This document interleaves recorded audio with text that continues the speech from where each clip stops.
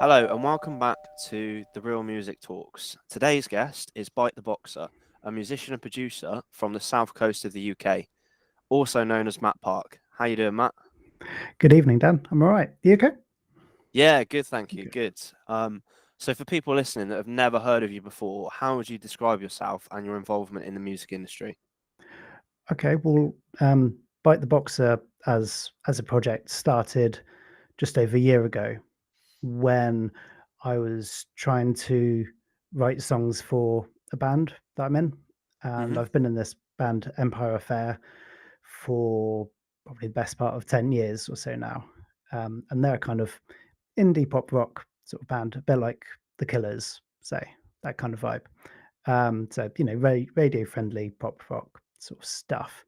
And during lockdown, I started recording song ideas for them, and then as I worked on these songs more and more, they became further and further away from that indie pop sort of sound.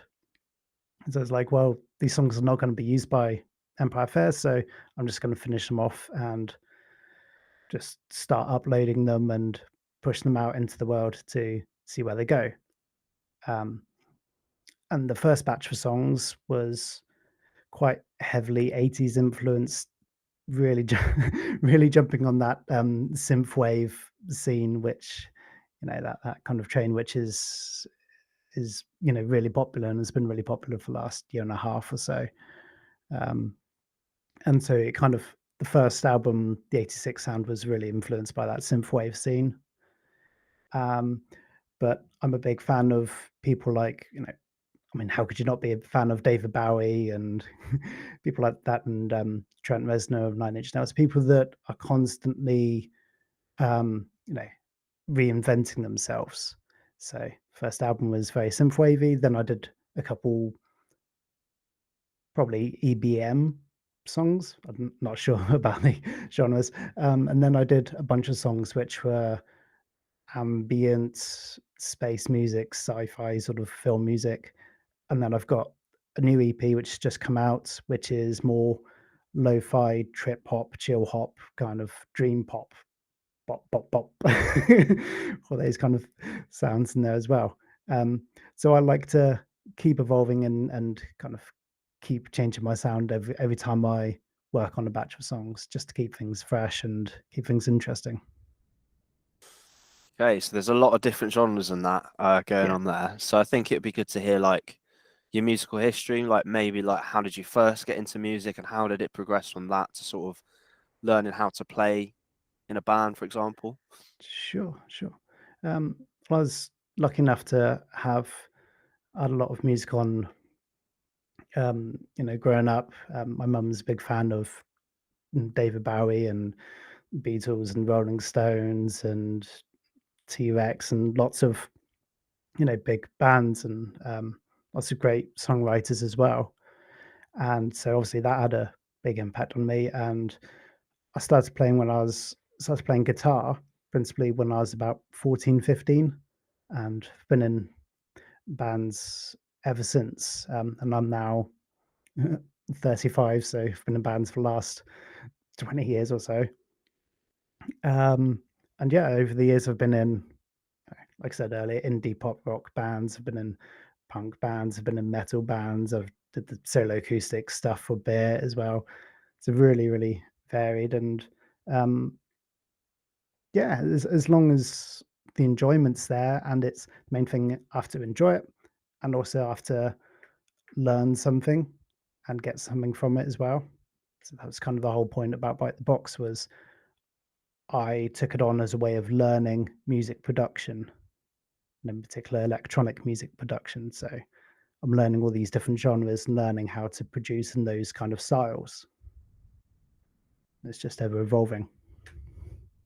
What sort of pushed you in that direction from sort of playing in bands to wanting to experiment with production? Uh, it's mostly because of lockdown, really. Because, like I said, I was starting to re- trying to record guitars and record my own songs for the band I was in, and then I was playing about with lots of synth sounds and lots of drum machine sounds, and it started to become like this electronic based music, and I was thinking, this isn't completely awful. It sounds like synthwave, and it sounds like it should do, and it wasn't awful. So it's just like, keep it going, and if I like it and I enjoy it, then just roll with it. Yeah, I guess with the lockdown and everything, it's been pretty difficult for musicians, but actually, like, there's a lot of positives that have come out of it as well. You know, like you Yeah, might have previously not done all that recording and picked up that stuff at home, but actually you had to, so you had no choice, but it opened up another kind of avenue. yeah, absolutely. And then in the latter days, in the last, couple months, 2 or 3 months, I started working on this new EP, which I've just released. Um, and rather than braving going out into rehearsal rooms and trying to find other people to make a new EP with, um, and trying to get into that, um, band space again, I kept it fresh for writing by writing these new songs on Twitch, which is usually for gamers. But I was writing these songs live over a course of 2.5, 3 hour sessions live, and people were watching as I was um, working on these songs, and that was good fun to do. Interesting. Yeah, there was a lot more streaming and that happened on Twitch over lockdown. It's weird. Now it's grown massively, right? Like there's a whole music genre on there. So definitely like a different avenue there. Um, so what's kind of your approach to songwriting now, like with the production sort of mixed in? Where do you draw influence on? And I guess like where does it all start? Like how do you put a beat down, for example, or do you come up with a chord sequence, or does it vary depending on the piece? Yeah, it kind of varies. Typically, it would be a chord sequence though. Um, but for a couple of those sessions, I tried to set myself a challenge. Like for one of the times, it was all based around the Roland 808 drum machine. So it was based around those sounds. And then another session was, how can I use methods that were usually seen as cheats or shortcuts into music production? So um, dragging in chord progressions from a different song, but using it in a different way. So it'll be the same chords, but showing you can use same chords from any other song, but it will sound different. So using that as a idea for a session, or using only one particular instrument for as much of the song as I could. So these little challenges would affect how I approached each song. Makes sense. And do you have sort of like a formula for like developing the structure from there? Like, some people put additional layers and then they'll sort of like bridge it in, like create like a chorus, for example. Or is it very much like it just goes with the flow? I try to just go with the flow. Um, there's a little mantra which I like to keep in the back of my head, sort of mantra or phrase, if you like, of along the lines of, perfection is not achieved when there's nothing left to add, but when there's nothing left to take away. So if you just try to keep it to the bare minimum and just let that do its thing. I think there's a real skill in that as well. Like, I think as a musician, you get like technically proficient and you get to a point Mhm. where you're playing more notes. And then suddenly it's like the art becomes like when you can say more with like less, you know? Yeah, Like if you can, guitarist, for example, could play like three notes, but actually says everything compared to a kind of shreddy sort of solo or something. Do you know what I mean? It's that kind of idea.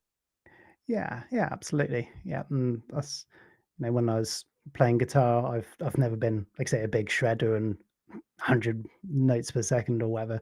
It's been more of a sort of just play what the song needs. That having been said, one of the songs on the EP, Underwater, it's called, there are so I had a lot of fun with adding loads and loads of layers and harmonies to the vocals, because this is the first time I've properly had to go at producing songs with vocals in them. Usually, a lot of the time, my songs are instrumental. So I really pushed myself to go, okay, what can I do with these vocals? So there's one part right in the middle. There's lots of layers and lots of stuff going on. That's quite fun. But then when it comes back into the main chorus again, I tried to keep it simple so the lead vocal line can be heard, and again, it's just what was needed at that time.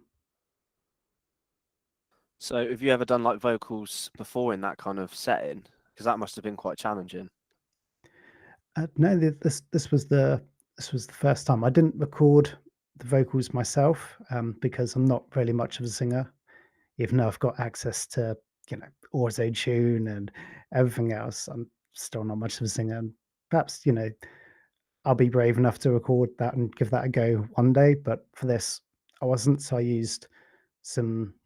They were quite dry sounding vocals from a sample pack, so you can download, a female singer doing a few lines, and then I added lots of effects and made it be in key and in time with my song. So I used that sample pack and kind of made it my own sound. So it wasn't just straight out of the box, but had a lot of fun with it.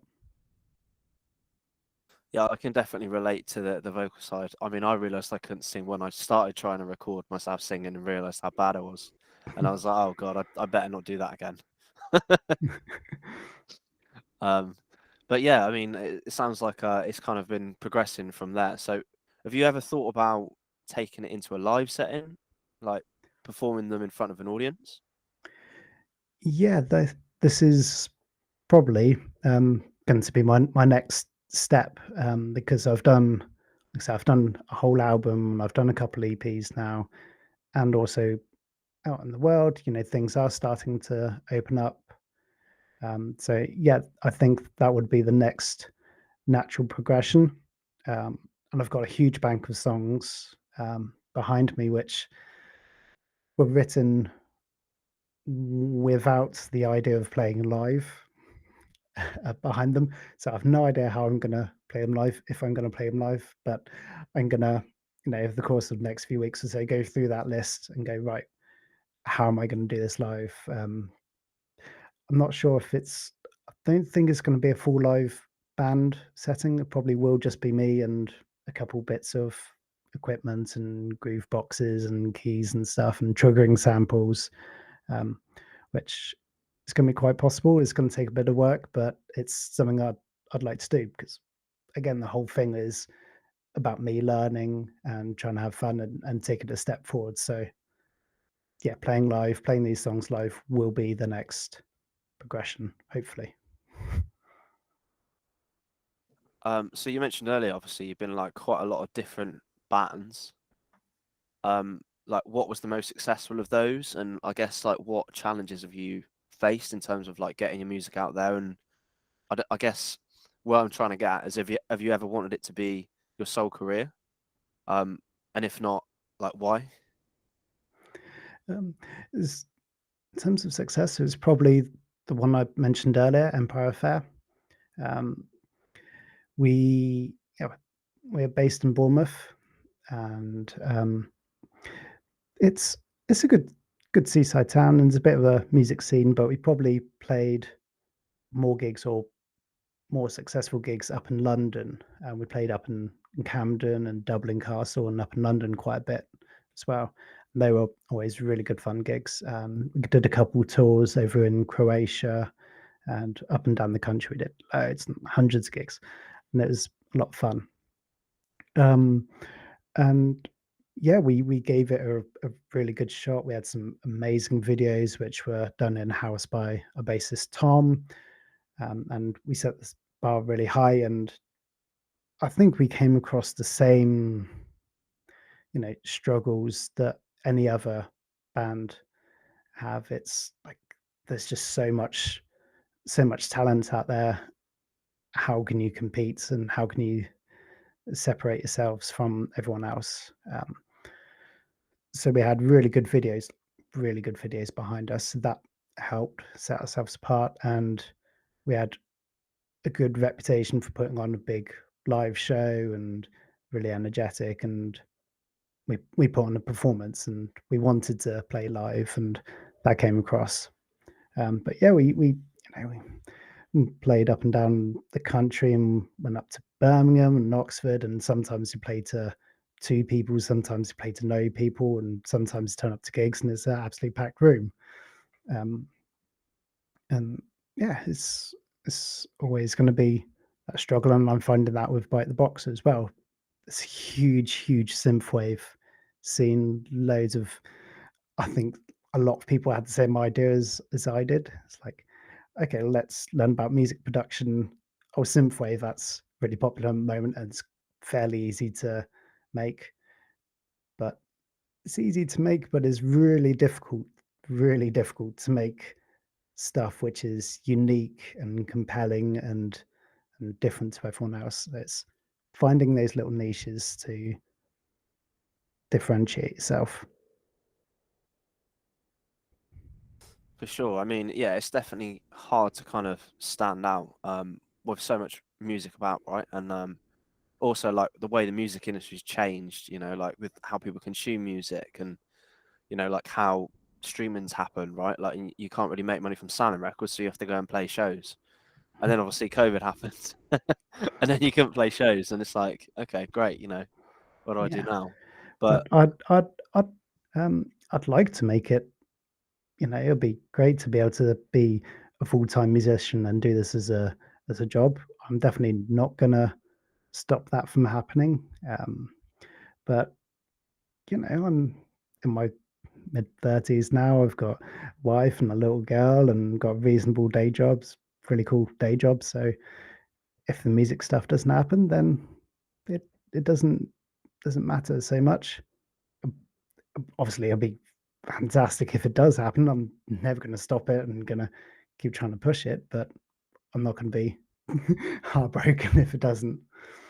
And there are, there are probably hundreds and thousands of young musicians who are far more deserving of that fame and fortune than I'll ever be. So if anyone else comes from it, then they can. but I think what you'd say is like really kind of important. Like it's about just enjoying like making music, and that's why you do it, right? Like, Absolutely. and yeah, obviously everyone would love that, but it's being attached to the fact that yeah, like being okay if you don't get there. I think that's, I mean, I've been through that personally, like trying too hard almost. Do you know what I mean? To like get there.